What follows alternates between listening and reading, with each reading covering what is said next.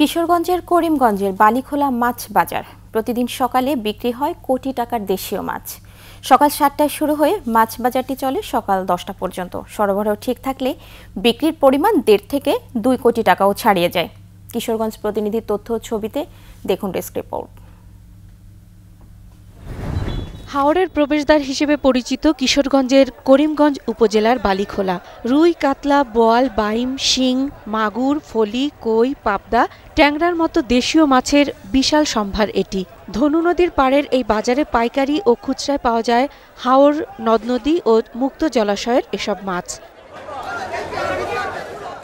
ভোর রাতে ছোট ছোট নৌকায় মাছ নিয়ে বাজারে আসতে শুরু করেন জেলেরা। আলো ফোটার আগেই ঘাটে ভিড়ে জেলে নৌকা। তারপর জেলেরা তাদের পছন্দের আড়তে নিয়ে মাছ বিক্রি শুরু করেন। মাছ কিনতে বাজারে হাজির হন বিভিন্ন এলাকার মাছ ব্যবসায়ীরা। পাইকারদের মাধ্যমে চলে যায় দেশের বিভিন্ন প্রান্তে। চাষের মাছ পাওয়া যায় না এ বাজারে। প্রতিদিন গড়ে 1.5 থেকে 2 কোটি টাকার মাছ কেনা বেচা হয় বালিখোলায়। শুধু কিশোরগঞ্জ নয়, আশপাশের হবিগঞ্জ, সুনামগঞ্জ ও নেত্রকোনা জেলা থেকেও মাছ নিয়ে জেলেরা আসেন বালিখোলায়। এলো আপনি কোনো শ্বাসের মাছটা চাই এটাই না, আপনি আউরের মাছ, বিভিন্ন ধরনের মাছ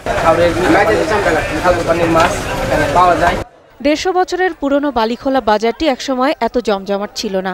যোগাযোগ ব্যবস্থার উন্নতি হওয়ায় বাজারের পরিধি বাড়ছে। ভৈরব, হোসেনপুর, হালুয়াঘাট বিভিন্ন জায়গা থেকে অনেক মানুষ এখানে সস্তা মূল্যে নদীর মাছ কেনার জন্য আসে।